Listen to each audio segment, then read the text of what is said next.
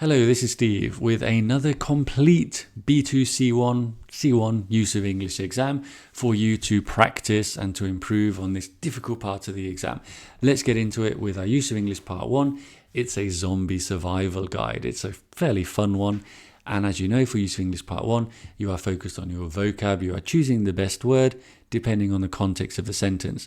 You have paused the video because you are not here to listen to me explaining the instructions for the 100th time. Here come the answers.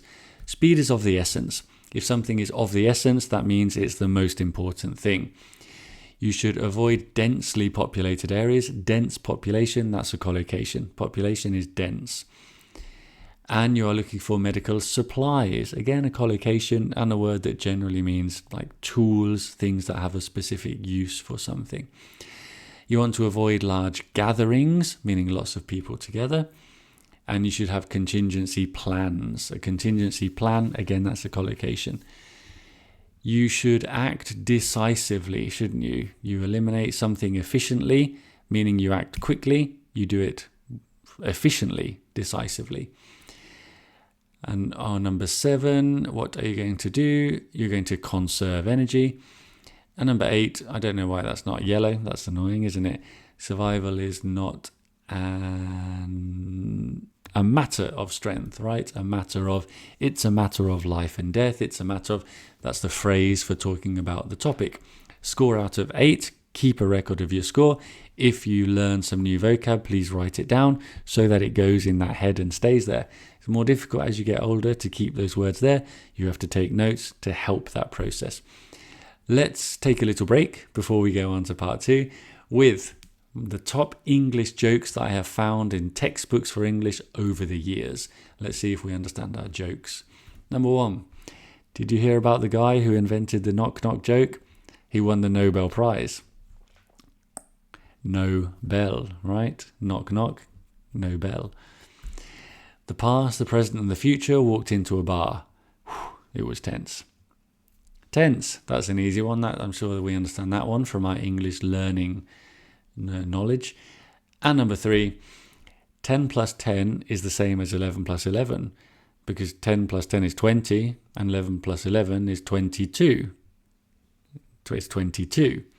There we go, another little English language joke for you. Those are, if those are the best, I guess that tells you about the level of jokes in an English textbook, but those ones stood out for me. Let's go on to part 2 then. Pause the video, complete the gaps with a common grammatical word. You know the kind of words we're looking for, and I'm not going to waste any more time. Pause the video. Here come the answers. Keep a record of your score. Elevators turn out to be a tricky problem. So the result is trickier than you expect. Those elevators must travel huge distances. That's what makes it so difficult. There's waiting times, traffic, and if or when you add more elevators, you just are losing space in the building. The taller the building, the heavier the cables. Comparative. The bigger, the more, and so on. The more this, the more this. At some point, you have to rethink. Your ears start popping like you're on a plane. It's a similar comparison, a similar situation.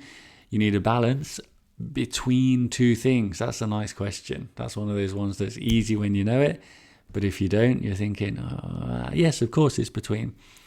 What seems simple at first is actually difficult. Relative pronoun for the concept, the thing that.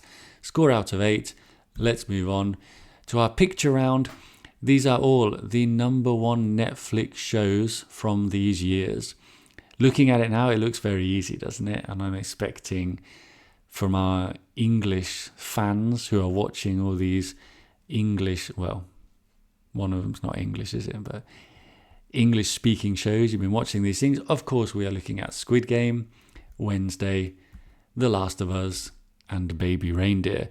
All recommended, highly recommended shows. I've enjoyed all of these as a consumer of the number 1 shows. Let's move on to part 3. It's about the Swiss Guard. What is the Swiss Guard? Luckily, it tells you in the first sentence, so you've got your context, so you're imagining what it's about to help you understand these sentences and transform the words that you have to transform. Pause the video, write your answers, and here we go. What kind of role do they have? The adjective is protective. They're relatively small numbers. We need an adverb. It's small. How small is it? Relatively small. Michelangelo didn't design them, so they are incorrectly attributed, the uniforms, to Michelangelo. They have ceremonial duties. They stand at the entrance, at entrances, the entrance, but it doesn't say the, so we need it in plural. They represent continuity. That's a slightly more unusual one, but it fits, doesn't it? Continuity with the past. They are not a historical curiosity, but an essential part of the Vatican's daily life. Interesting words. Some good transformations there. Score out of 8. Let's go on to our little picture round for this use of English exam. Obviously, this is not on your Cambridge exam. I'm just trying to make this slightly more fun, to have a little break between all the grammar. This is a famous historical figure that we just read about. This is the example, so we can do it together. Well done if you got it while I'm yakking on. That's a mic. That's calling someone. That's an angel, and that's low, battery. Michelangelo. Mike, call, angel, low. Michelangelo. Of course it's Michelangelo. Who is that? I'll give you a second to think. Pause the video if you want. Obviously you are using your English vocab, some fairly simple English vocab. A sock, a rat, and some T's. It's Socrates, the Greek philosopher Socrates. And this is some nice vocab.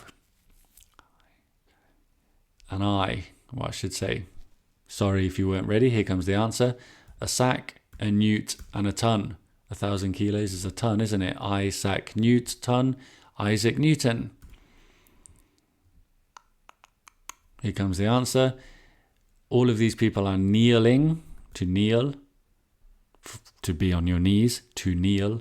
That's an arm, and he is strong. Neil Armstrong, first man on the moon.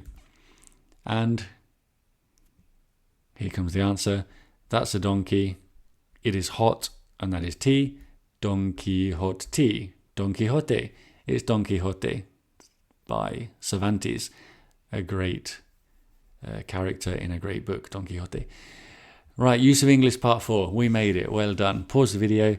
Complete the second sentence so it means the same as the first. How many times have I said that in these videos? Hundreds of times.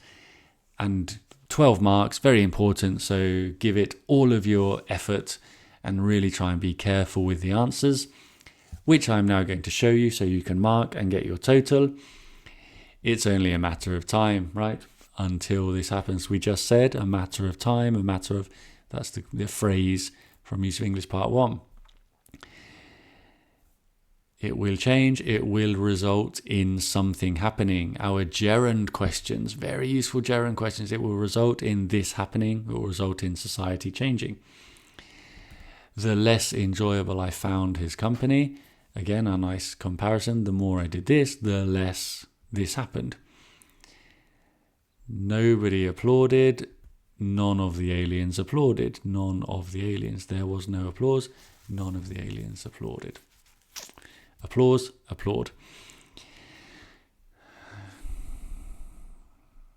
This looks like a passive sentence, doesn't it? Given to humans by the aliens. The new technology that was given to humans by the aliens is now vital.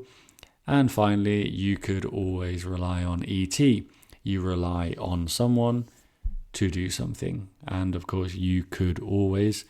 We need always rely because always comes before a regular verb. If you have any doubts about these, please leave it in the comments and I'll try to answer. But you can add up your score out of 36 to see if you are ready. If you are not, keep practicing. If you are, congratulations. It's a great feeling. See you next week.